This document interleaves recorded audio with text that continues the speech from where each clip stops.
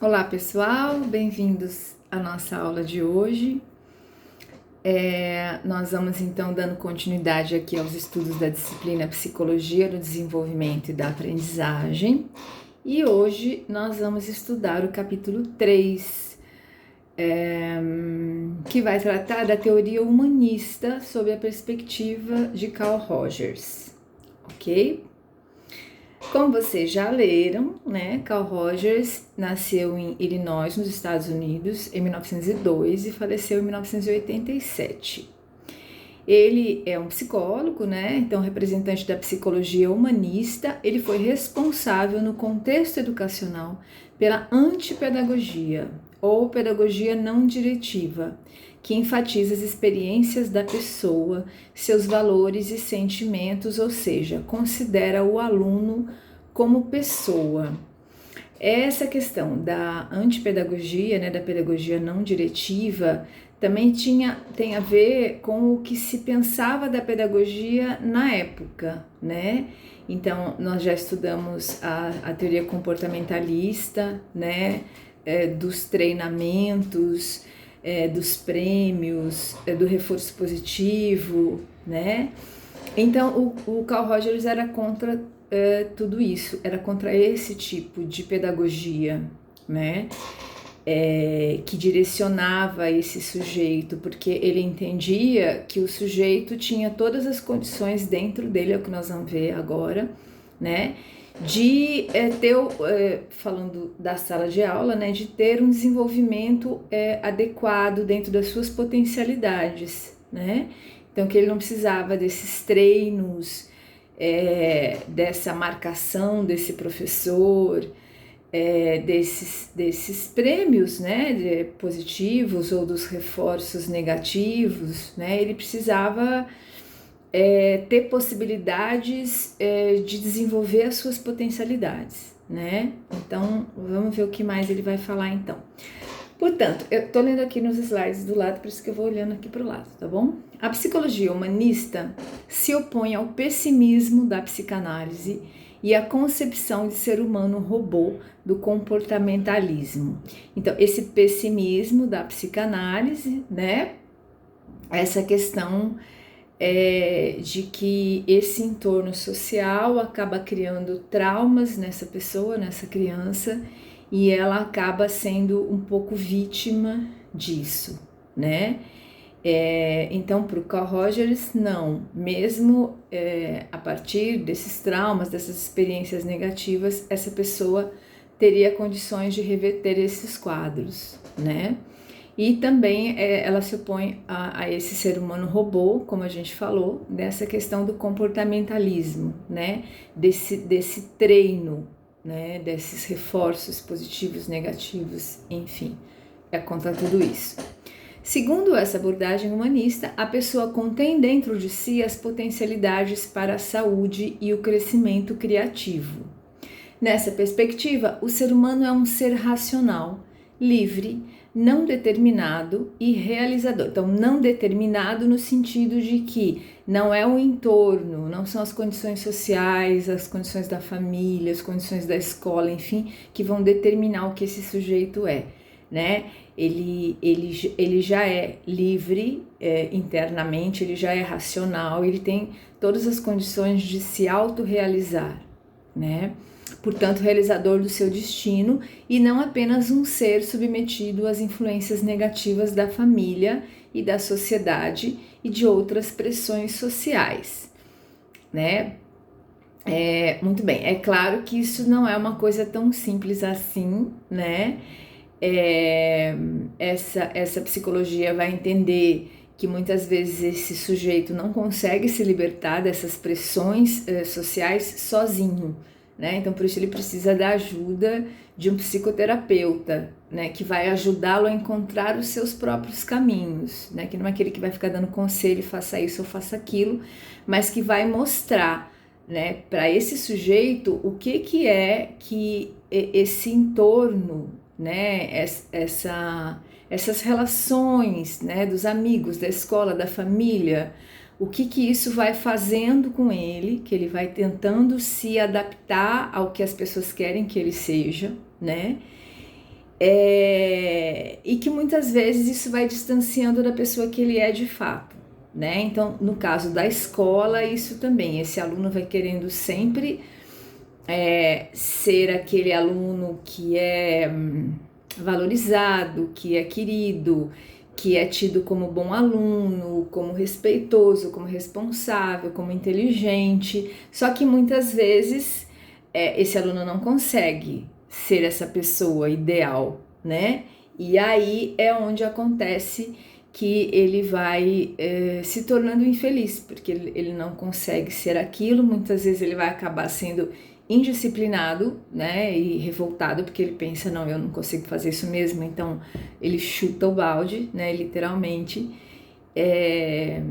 Enfim, mas isso tem a ver com essas pressões, né, com essa necessidade que as pessoas colocam em cima dele de ser aquilo que ele não é, de ser o melhor em matemática, o melhor em língua portuguesa, o melhor em oratória, o melhor no futebol, o melhor nas artes, o melhor em tudo, e ninguém é bom em tudo, né?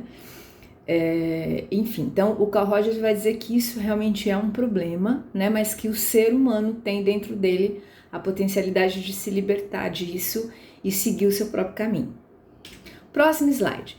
Para Rogers, autorrealização, crescimento pessoal e liberdade para escolher são características do sujeito, que tem a capacidade de perceber que a angústia o faz infeliz, sendo ele capaz de promover mudanças e evitar esse sentimento. Então, segundo a visão do Rogers, o próprio ser humano consegue entender que aquele sentimento que deixa ele deprimido, que deixa ele triste, angustiado, né? Aquilo faz ele infeliz. Então ele pode, a partir de mudanças internas, reverter esse quadro e se livrar dessa angústia, né?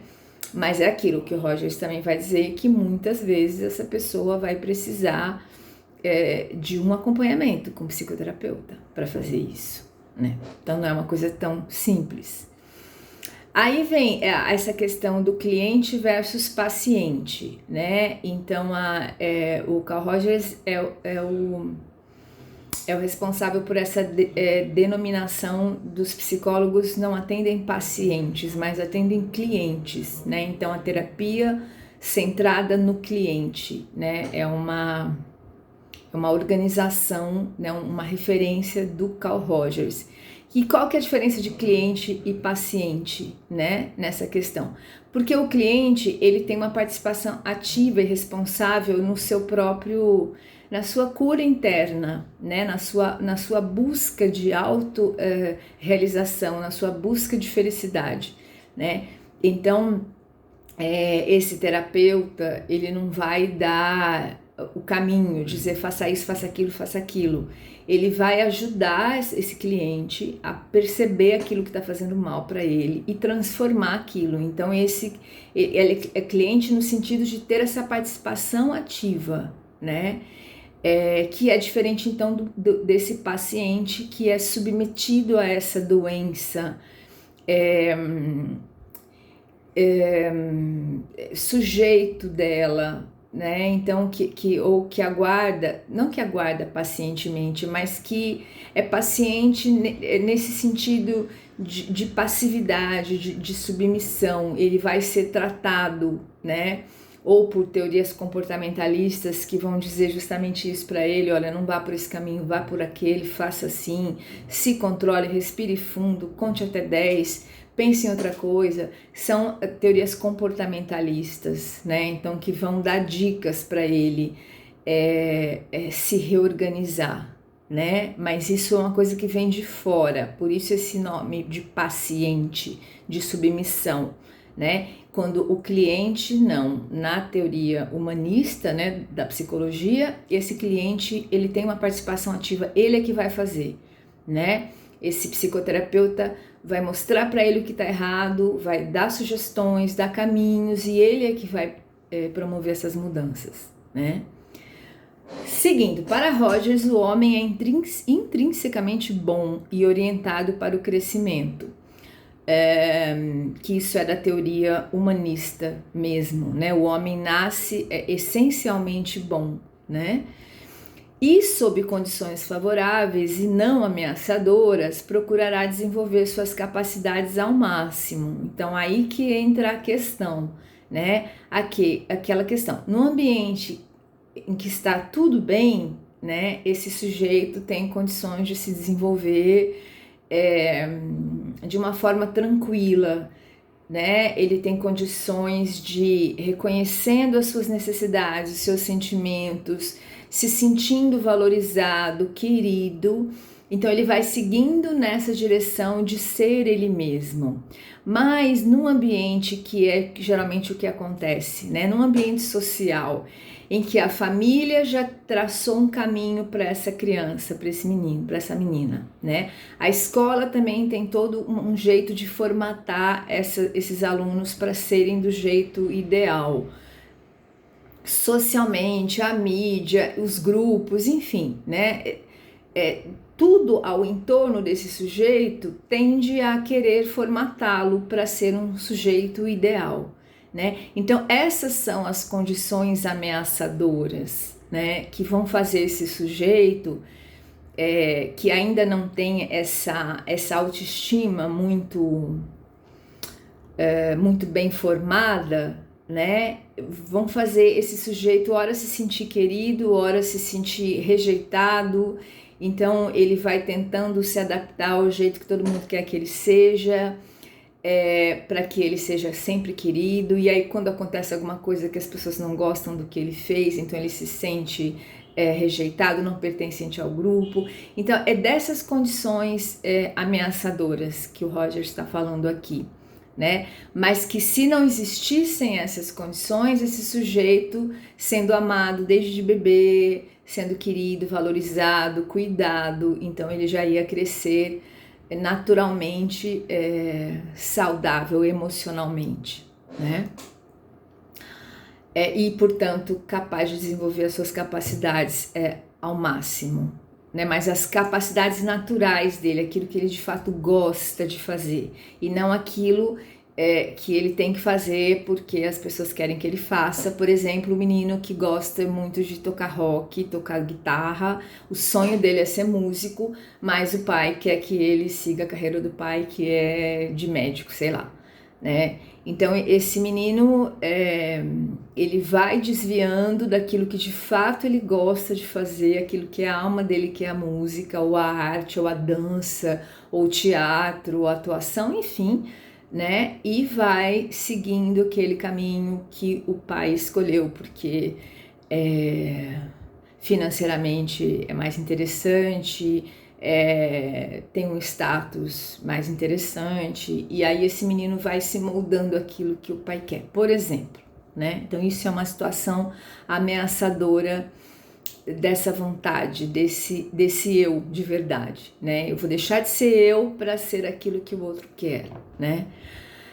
Ainda segundo Rogers, o self ou autoconceito é uma gestalt organizada e consciente. Essa gestalt no sentido de que os fenômenos psicológicos eles não são isolados, né? Então, quando acontece uma coisa comigo que desperta algum sentimento, não são coisas isoladas, né? São coisas que estão imbricadas, que estão relacionadas com outras coisas, com outras experiências que eu vivi, com o jeito que a minha mãe fala comigo desde pequena, com as coisas que eu penso daquilo que pensam de mim, né? Então, quando acontece uma situação que me magoa, por exemplo, alguém falou alguma coisa que eu fiquei muito triste ou com muita raiva, aquilo não é um fato isolado, né?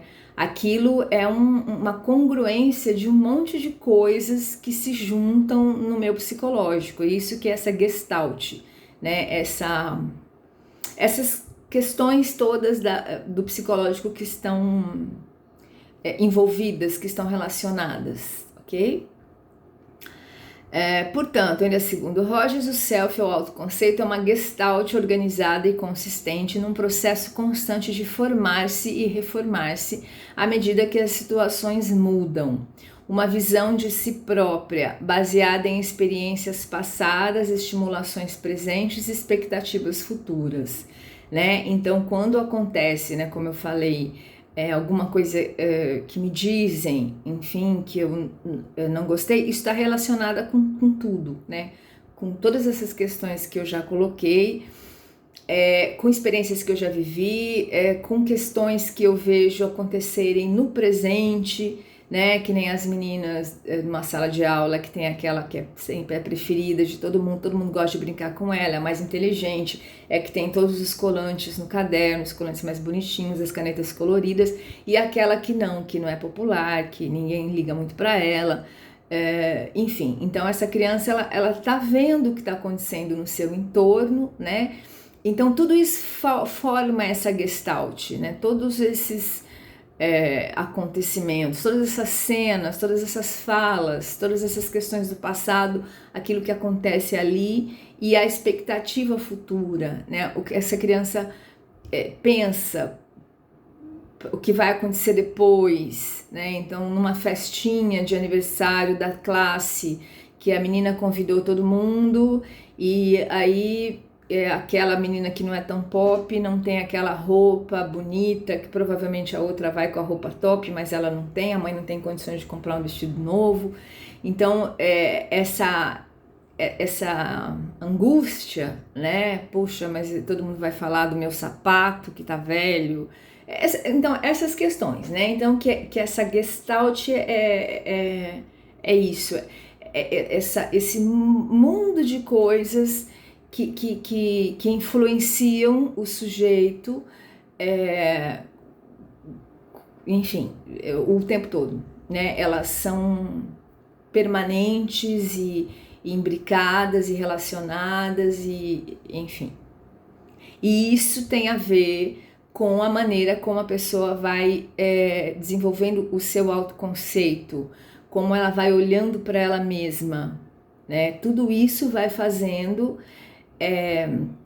vai construindo essa imagem da própria pessoa para ela mesma, tudo que acontece no seu entorno, né?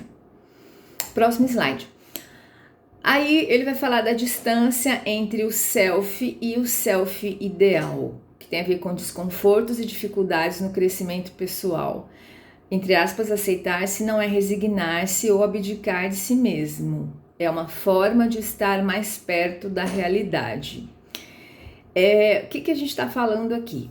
Né? Então, essa distância entre o self a gente pode ler, não é o selfie da foto, né, que tá na moda tirar, é o self no sentido de eu, a imagem que eu tenho de mim mesma, né? E o self ideal, a imagem da pessoa que eu gostaria de ser, né? No aspecto físico, né? O tipo de cabelo, o tipo do rosto, o tipo do corpo, as roupas que eu gostaria de usar, né? Isso tudo tem a ver com as representações daquilo que eu vejo das pessoas ou das crianças, né? No caso das meninas, a menina que é mais paparicada, que todo mundo quer ficar perto, é sempre aquela menina X, né? O que é a mais inteligente, a mais descolada, a que tem enfim, as coisas mais interessantes, né? Então, a criança vai construindo esse self ideal, essa pessoa que ela gostaria de ser, né? Ou não só em personagens reais, mas nos personagens fictícios da TV, da artista de novela, da Frozen, né? Dos filmes, das bonecas, enfim, ela vai vendo como todo mundo adora aquela Barbie, daquele jeito, aquele cabelo, aquela roupa, aquele corpo. Então ela vai projetando tudo aquilo, aquele é o self ideal dela, né? E aí, por exemplo, muitas meninas, né, depois, mais velhas, assim, tem aquela necessidade muito grande de malhar, de ter aquele corpo, de não comer nada, para ter sempre aquele corpo, aquele peso e o cabelo enfim, essas questões que estão mais ligadas ao self ideal, a imagem que a pessoa quer passar, né? Quem ela gostaria de ser. E quando ele fala dessa distância, é que quando isso vai se distanciando muito da minha imagem, do meu eu de verdade, da pessoa que eu sou, vai causando um sofrimento muito grande, um desconforto muito grande, né? Cada vez que eu vou tendo, que eu vou me distanciando de mim para me aproximar desse self ideal, eu sofro muito, porque para manter essa imagem, né? Isso me dá muito trabalho, né? É muito trabalho montar essa pessoa, ser essa pessoa que eu não sou, né? Muito bem. Valor próprio, consideração, autoestima e percepção positiva de si mesmo são palavras-chave para a realização pessoal, né? Então, para o Roger, é fundamental, né? Essa consideração e essa autoestima, essa imagem que eu tenho de mim, né? Ela precisa se aproximar cada vez mais de mim mesma, do que eu sou de verdade, do que eu gosto de fazer e não o que eu faço para agradar os outros, né? O que eu gosto de vestir e não o que eu visto para agradar os outros, o jeito que eu gosto do meu cabelo, a roupa que eu gosto, mais confortável do que toda apertadinha, toda cheia de coisa, né? Então, quanto mais o salto alto, né? Então, que medida eu uso aquele salto que me castiga o pé o dia inteiro porque eu realmente gosto, porque me faz sentir bem, ou porque eu tenho que estar sempre bem aprumada, né? Então, é isso que ele vai dizer, né? Que quanto mais eu estiver perto do meu eu mesma, né? Da pessoa que eu sou e daquilo que eu gosto de fazer, do jeito que eu sou, mas eu tenho chance de me realizar pessoalmente, né? E eu tendo consciência da pessoa que eu sou e ter uma percepção positiva disso, né?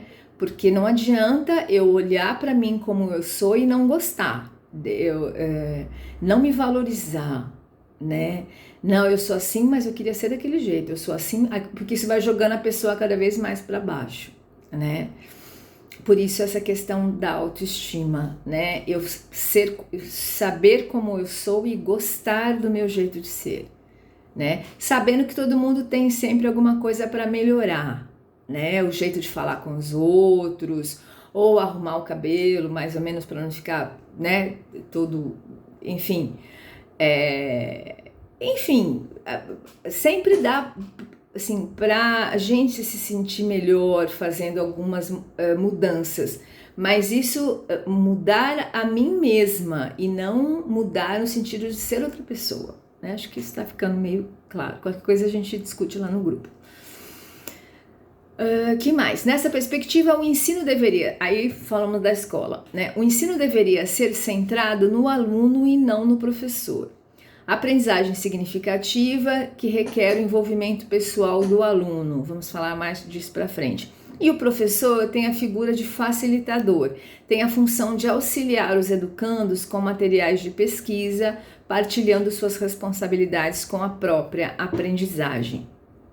Então, aqui, a visão do Rogers, né, que é uma visão realmente muito interessante, que a gente pode aproveitar muito, né, dessa visão para levar para a sala de aula na questão da afetividade, porque a gente realmente precisa ter esse olhar para esse aluno, né, esse olhar mais amplo, né? Mas algumas questões a pedagogia não vai utilizar a visão do Rogers, né? Então, por exemplo, essa questão do professor facilitador, ainda tem muita gente que usa essa ideia, né? Mas o que a gente vai ver lá na frente é o Vygotsky falando que o professor não é um facilitador, o professor é um mediador, né? Que o objeto de conhecimento não está nem no professor e nem no aluno. O objeto está na interação, né? Esse aluno conhece o objeto a partir da interação com esse objeto, mediada pelo professor, no caso da escola, né? Portanto, a gente não utiliza essa questão do professor facilitador, e uma das críticas da pedagogia a essa ideia é justamente essa, porque acaba que se a responsabilidade pela própria aprendizagem é só do aluno, então vai se pensar numa questão de laissez-faire, né? No sentido de deixa ele, dá as coisas aí, deixa que ele se vira, né? E aí não existe, de acordo com a pedagogia sócio-histórica, né? Uma aprendizagem de fato, né? Então a gente não lida com essa ideia de professor facilitador. Mas essa questão, por exemplo, da aprendizagem significativa é algo interessante, que acho que já falamos disso, né? Esse envolvimento pessoal do aluno aquilo que eu vou tratar como assunto, como conteúdo, tem que ter alguma relação com a vida pessoal desse aluno, né? Então é aquilo, não é que eu vou ficar lidando apenas com o contexto social e cultural desse aluno, não, ele justamente precisa ampliar essa capacidade de conceituação social, cultural, enfim. Só que eu vou partir daquilo que ele sabe, né? Eu vou partir de um conhecimento, por exemplo, se eu vou falar sobre, tô lá no 3º ano, vou falar sobre os astros, por exemplo. Meu tema é estrela, sol, estrela, né? Então, uma coisa é eu chegar na sala de aula, eu abro um livro na página tal.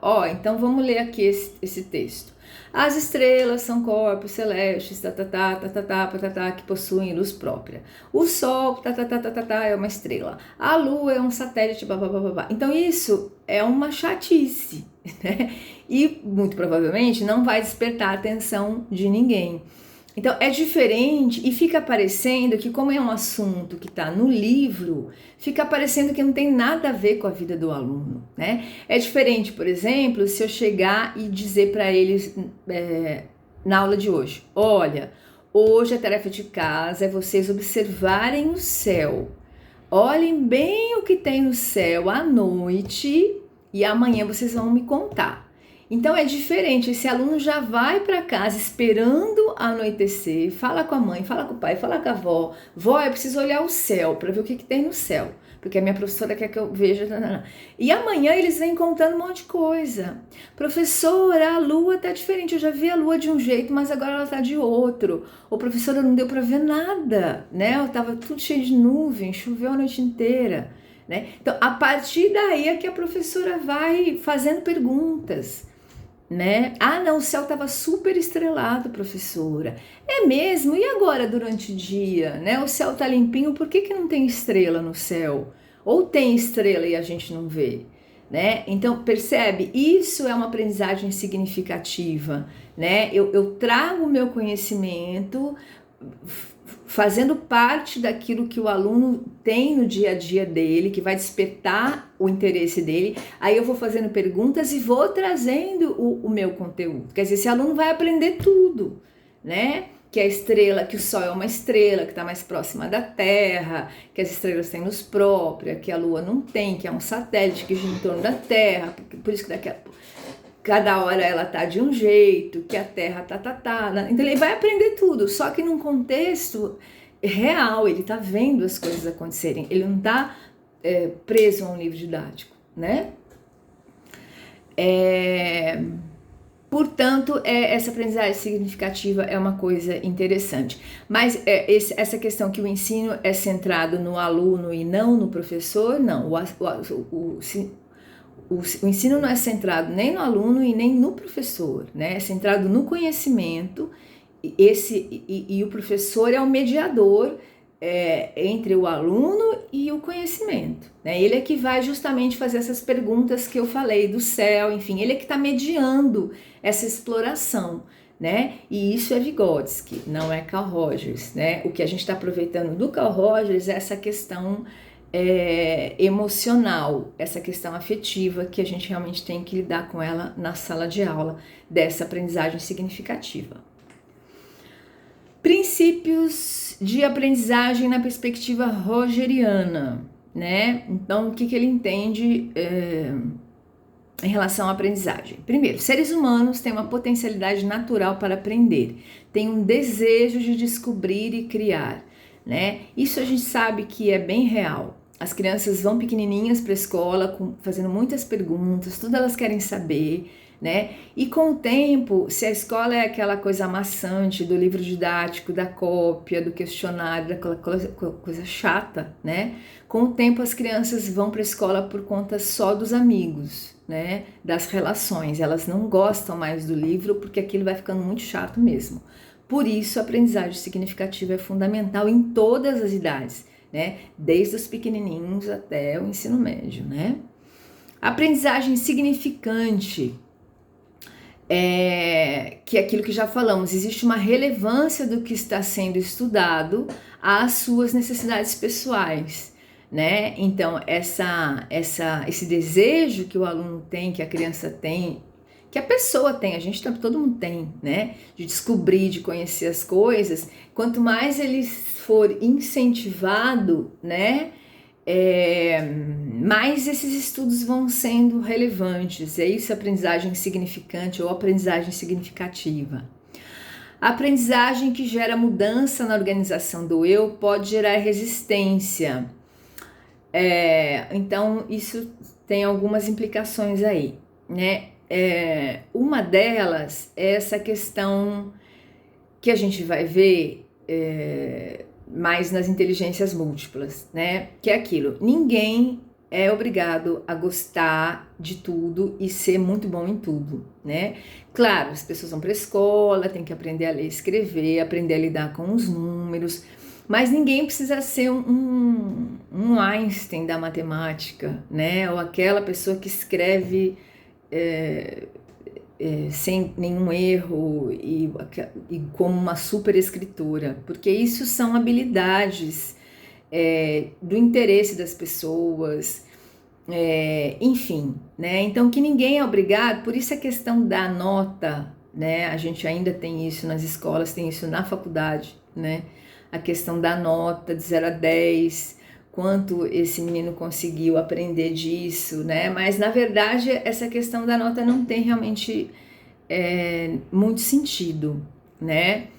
Porque é aquilo, eu preciso avaliar se aquele sujeito, se aquele aluno, ele está desenvolvendo, está aprendendo, mas comparado com ele mesmo, né? Então todo dia essas crianças precisam aprender alguma coisa.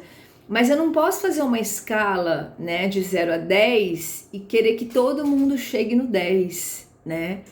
Porque tem aquele que já falamos, vai ser mais voltado para a arte, o interesse dele, ele desenha super bem, ele tem dificuldade com a matemática, mas ele desenha super bem, né? Então é claro que eu vou ter que dar esse reforço, esse estímulo para ele aprender a lidar com a questão dos números, isso é importante para a escolaridade dele, mas eu não preciso desejar que ele seja 10 em matemática, né? Ou na escrita, ou nas atividades físicas. Tem aquele que se sai muito bem nas atividades físicas, mas que não vai bem nas artes, não vai bem na escrita, tem muita dificuldade, enfim. Então, eu querer que todo mundo seja 10 em tudo é uma desnecessidade, né? E é disso que ele fala. Aprendizagem que gera mudança na organização do eu pode gerar resistência, né? Se eu quero que todos os meus alunos sejam 10 em tudo, uma que eles não vão ser, né? E existe essa questão, poxa, mas eu fui tão mal, né, de matemática, e ele vai criando essa resistência, nossa, a matemática é muito difícil mesmo, nossa, eu não sou bom nisso mesmo. Então isso, ao invés de fazer com que ele se esforce para aprender cada vez mais, ele vai tendo justamente essa resistência com isso também, né? Não adianta, eu não sei, eu sou burro mesmo, né? Ele desenha super bem, mas ele se acha um sujeito burro, porque ele não consegue entender, né? Aí essa questão do não consegue entender, a gente vai ver mais para frente com Vygotsky, quando ele vai falar das zonas de desenvolvimento proximal. Porque ele vai dizer que esse menino que não consegue entender esta matemática é porque esse conteúdo que ele está vendo agora está muito além do que aquilo que ele tem capacidade de ver nessa fase. Então que esse professor tem que voltar, saber o que esse menino sabe, para depois fazer ele avançar. Por exemplo, a professora já está lá em expressões numéricas, que usa divisão, multiplicação, e esse menino não sabe a divisão ainda. Esse menino parou na subtração simples, ele não sabe nem aquela subtração de emprestar. Então ele não vai conseguir entender a expressão numérica nunca, eu tenho que voltar lá atrás, né? Primeiro na subtração simples, para ele lembrar como é que faz aquilo, aí eu vou avançando na subtração complexa de emprestar, né? Depois eu vou avançando para a divisão e depois ele vai conseguir as expressões numéricas, né? Então eu ficar pulando de nível, né? Esse menino fica perdido e não vai conseguir aprender. Então não é que ele não tem condições de aprender, é aquilo que eu tô trabalhando não tem nada a ver com aquilo que ele tem condições de aprender agora, que é a zona de desenvolvimento proximal que o Vygotsky vai trazer pra gente, mas depois a gente vai estudar isso mais profundamente, tá bom? Professor pode colaborar na diminuição das ameaças externas, né? Isso que a gente falou, né? Dando exemplo aqui do aluno com a leitura e os cálculos, né?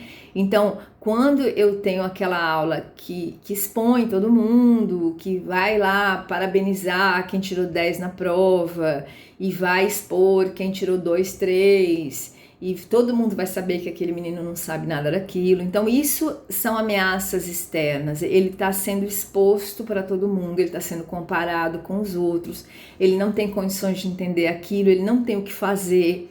Aí provavelmente ele vai ser um menino rebelde. Muitas das questões dos alunos indisciplinados, rebeldes, tem a ver com isso, né? Eles vão para a escola e não conseguem entender nada do que o professor está trabalhando, porque o professor está trabalhando num nível muito diferente do que aquilo que ele tem condições de conhecer naquele momento, né? Portanto, o professor é que pode diminuir essas ameaças externas para que esse menino fique mais à vontade na sala de aula, né? Mais à vontade para perceber que existem, que ele não é o único ali que tem dificuldade com aqueles números, que muitos outros têm, né? E o professor também saber, né? Aonde ele parou, onde esse aluno parou, para ele retomar esse conhecimento e fazer ele avançar. Isso é que significa promover dentro da sala de aula um ambiente seguro para esse aluno, que ele não se sinta exposto, ele se sinta valorizado, respeitado na sua aprendizagem. Quando o aluno se sente seguro, portanto, e não ameaçado, a aprendizagem é facilitada, os alunos aprendem muito melhor, obviamente. Grande parte da aprendizagem significante é adquirida através da ação, aprendizagem baseada em problemas. Essa questão da aprendizagem baseada em problemas, a gente coloca umas aspas aqui, porque tem muitas linhas que vão dizer isso, né? Que o aluno tem que aprender resolvendo problemas, mas não só. A gente entende que esse aluno precisa ler, ele precisa embasar teoricamente aquilo que ele está aprendendo e não ficar só na ação, né? Mas o que o Carl Rogers vai dizer é isso, que essa aprendizagem ela é mais significante na medida em que esse menino vai fazer coisas, ele vai agir em cima desses conhecimentos, né? Outra questão, a aprendizagem é facilitada quando o aluno participa responsavelmente do processo de aprendizagem, há um conhecimento relacionado aos interesses e ao ritmo pessoal do aluno. Então já falamos dessa questão dos interesses, né? Mas não é que eu vou trabalhar só aquilo que interessa para o aluno, eu vou fazer despertar o interesse dele, né? Como aquele exemplo que eu dei da questão dos astros, né? E tudo que eu vou trabalhar sobre os mamíferos, né? Então eu vou, sei lá, fazer perguntas para que esses meninos observem o cachorro, o gato que eles têm em casa e venham respondendo perguntas antes de eu entrar com esses assuntos, né? Então esse conhecimento precisa estar sempre relacionado aos interesses dele, né? E ao ritmo pessoal, é isso que eu falei, né? Essa questão do que esse menino sabe, né? Então eu não quero que todo mundo seja 10 na minha sala, eu quero que todo mundo esteja todo dia aprendendo, mas é claro que aquele que já tem uma facilidade com os números, ele já está lá na frente. Então eu vou dar tarefas para ele e cada vez mais para frente, mas eu tenho que voltar e pegar aqueles que estão ainda lá atrás, com o caso do menino que eu falei da subtração simples, que ele parou lá, né? A aprendizagem deve envolver os aspectos cognitivo e afetivo dos alunos. Isso também é fundamental. E aquela questão, afetividade, sala de aula, a gente vai falar especificamente sobre isso, né? Mas ela tem muito a ver com isso, não é eu ficar dando parabéns, vocês são lindos, maravilhosos, que classe maravilhosa, não é isso, a afetividade não está ligada a isso, né? A afetividade está ligada ao respeito que eu tenho por esses alunos, né? Ao respeito que eu tenho pela aprendizagem de todos eles, por isso saber o ritmo de cada um, saber o que cada um conhece sobre aquilo que eu estou trabalhando, né? Respeitar o direito dessas crianças de falarem, né, de se colocarem, de participarem, né? Então ter uma gestão democrática de sala de aula, decidir junto, né? Então hoje nós vamos assistir um filme, eu trouxe 3 filmes para a gente escolher, né? E deixar eles escolherem a história, votarem na história que eles mais gostaram, vamos fazer um teatro sobre a escola, mas tudo é junto, né? Então isso é a afetividade, é o respeito pelos alunos. A questão dos conflitos também, quando surgem conflitos que surgem o tempo inteiro, é ter respeito por aquele conflito, chamar aqueles 2, 3 alunos que estão envolvidos nesse conflito, deixar eles falarem o que aconteceu, fazer perguntas, fazer observações para que eles pensem sobre aquilo que aconteceu e não fazer de conta que não viu, né? Um menino que agrediu verbalmente a menina ou o colega que é muito quietinho, você ouviu aquilo e faz de conta que você não ouviu, porque é mais fácil, né? Então isso é falta de afetividade, né? Então desenvolver a afetividade em sala de aula tem a ver com isso, com essa proteção desses meninos e com esse cuidado com eles, né? Com essa possibilidade que eu dou desse menino falar para o outro: não gostei disso que você fez, não quero que você me chame assim, devolve a minha caneta, eu não te emprestei, né? Então, e não deixar esses meninos acuados, com medo daquele que é mais forte, que é mais agressivo, né? Então isso tudo é que tem a ver com afetividade. E o cognitivo ligado, então, com a questão da aprendizagem, né? Portanto, a aprendizagem tem que envolver o cognitivo, né? O intelecto, mas também esse ambiente afetivo. Independência, criatividade e autoconfiança são facilitadas pela autocrítica e autoavaliação, né? Então, sempre... essa questão da autoavaliação, ela é fundamental, principalmente nesse processo que a gente falou. A gente não quer que todos os alunos sejam 10, né? Mas a gente quer que todos os alunos estejam aprendendo.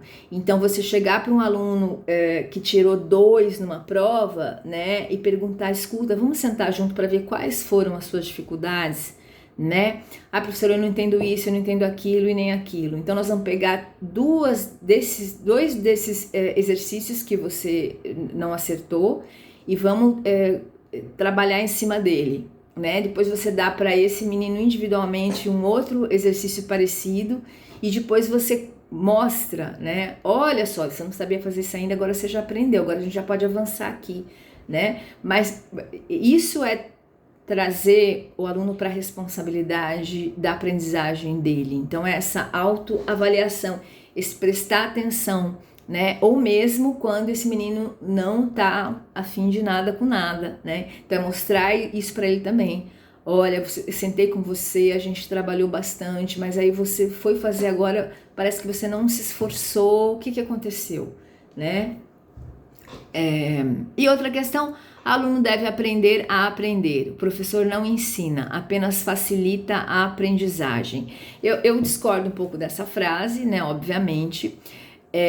O aluno tem que aprender a aprender, sim, mas o professor não ensina, porque ninguém ensina nada mesmo, né? Por que quando a gente fala ninguém ensina nada? O professor tá lá na frente do seu 4º ano, né? Ensinando a mesma coisa para os seus 40 alunos. Por que só 15 aprenderam, os outros aprenderam mais ou menos e alguns não entenderam nada?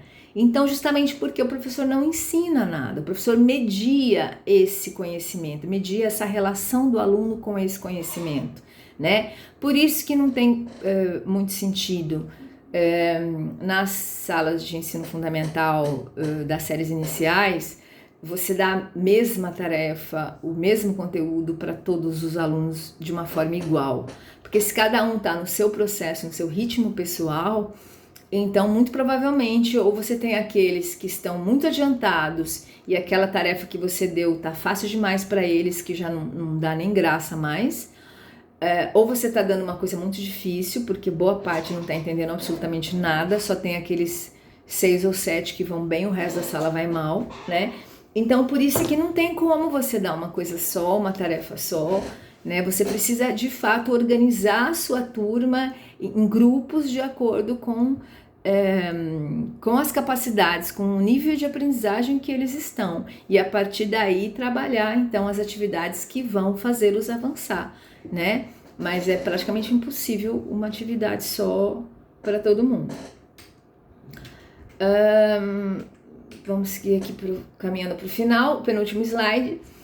Para Rogers, aprendizagem significante ou significativa é mais do que uma acumulação de fatos, né? Então não é encher a cabeça do aluno, da criança, de informações, né?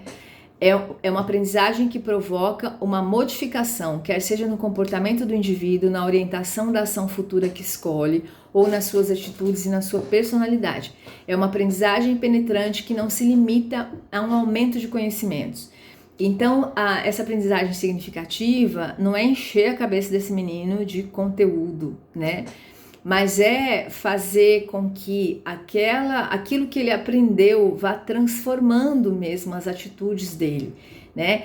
Então, por exemplo, a professora está lá no 3º ano trabalhando com as plantas, né? Aí no livro didático, aquele desenho da planta, caule, raiz, folha, o que é o que, a criança sabe tudo, que a planta precisa do sol, da água, do ar, do oxigênio, que ela vai... Enfim, aquela coisa toda que ela vai aprender no livro didático de forma mecânica. Depois ela vai responder um questionário com isso e vai ganhar o pontinho dela. Só que lá fora, essa criança está junto com os amigos dela, chutando bola na planta da escola, no vaso, uma planta bonita lá que a diretora colocou, e as crianças ficam chutando, e aquela bola vai naquela planta, e a criança passa e rasga aquela planta e quebra a planta. Então, assim, o que eu estou dizendo? Que essa criança aprendeu tudo sobre a planta, mas ela não conseguiu conectar uma coisa na outra, de entender que essa planta é um ser vivo, né? Que essa planta sente quando ela vai lá e rasga essa planta, que essa planta sente quando ela está chutando essa bola na planta, né? Então, assim, que quando eu vou trabalhar com as plantas, eu tenho que trazer esse conteúdo de uma forma que esse conhecimento vá transformar, né? E a próxima vez que essa criança for chutar a bola, ela vai dizer, não, vamos longe da planta, porque vai machucar a planta, né? E aí não só com aquela planta, mas com todas as outras plantas, né? Com as árvores, com as plantas que a mãe tem em casa, com a grama, enfim, com tudo, né? E daí ela vai também levando esse cuidado para os outros seres vivos, né? Para os animais, para as formigas, para as abelhas, para as borboletas, para as pessoas, né? Então ela vai, a partir do conteúdo que ela estudou, ela vai tendo cuidado com a vida, né? No geral, né? Então é disso que ele está falando, não é enfiar um monte de conhecimento que não diz nada para a pessoa, mas que mude a vida dela, o comportamento dela. E por fim, para Rogers é fundamental que o professor aceite o aluno como ele é, não como ele gostaria que fosse, buscando a construção da compreensão empática. Então, na verdade, é isso que tudo que a gente falou, né? Então, eu saber que dentro da minha sala de aula, cada aluno é de um jeito, tem um temperamento X, tem sentimentos X, vem de contextos sociais, familiares, todos diferentes, tem conhecimentos diferentes, tem jeitos de falar diferentes. E eu não posso ter, então, essa escala na minha cabeça do 0 a 10. Eu quero todos os meus alunos perfeitos, que a perfeição não existe, né? Na verdade, eu preciso conhecer cada um como ele é e ajudá-lo a avançar no seu desenvolvimento e no seu conhecimento a partir do que ele é. E não querendo, porque o professor, muitas vezes, naquilo que a gente estava falando lá da questão do self ideal, né? O professor, ele é um personagem fundamental para criar essa questão negativa dentro dos alunos, dentro das pessoas, né? Quando esse professor fica comparando um aluno com outro, ele vai justamente reforçar no aluno essa ideia de o aluno querer ser outra pessoa, querer ser o mais inteligente, o mais bonito, o mais limpinho, o mais agradável, o mais respeitoso, né? Então ele vai criando uma coisa que ele não é, e ele vai crescendo esse adulto, porque essa criança passa muito tempo da vida dela dentro da escola, né? E muito tempo justamente que é esse tempo de construção desse eu, né? Dessa autoestima, que é essa fase de criança, adolescente, né? Então a gente realmente precisa ter muito cuidado com o que a gente faz com os nossos alunos em sala de aula.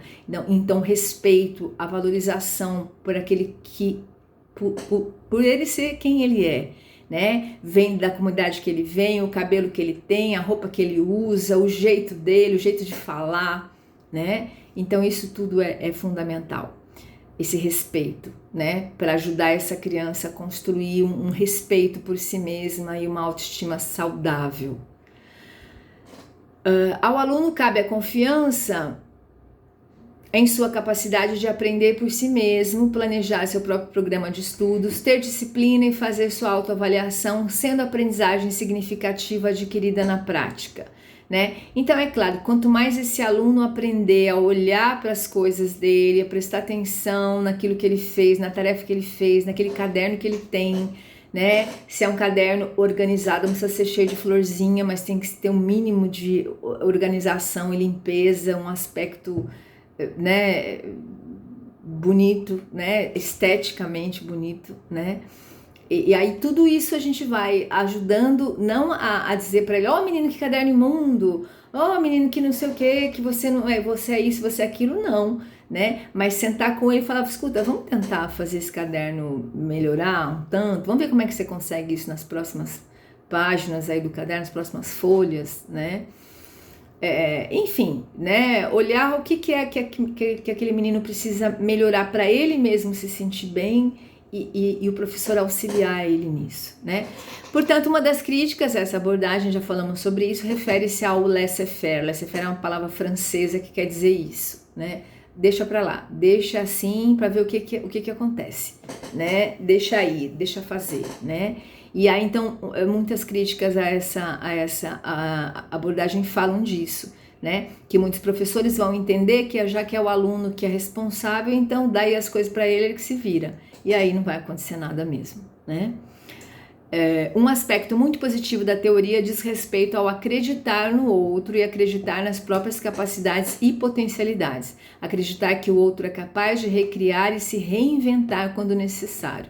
Então, isso realmente é uma questão positiva dessa teoria que a gente leva para a escola, né? É acreditar em todos os alunos, acreditar na capacidade que todos eles têm de aprender, de se melhorar, de se transformar, de se desenvolver cada vez mais, mas não comparando um com o outro, né? Sempre comparando ele com ele mesmo, com o que ele fazia antes, o que ele faz hoje, como é que era um ano atrás, né? Como é que ele tá agora, então, assim, comparando ele com ele mesmo, né? Bom, meninos e meninas, então, concluímos aqui o capítulo 3 e falamos mais tarde, então. Até!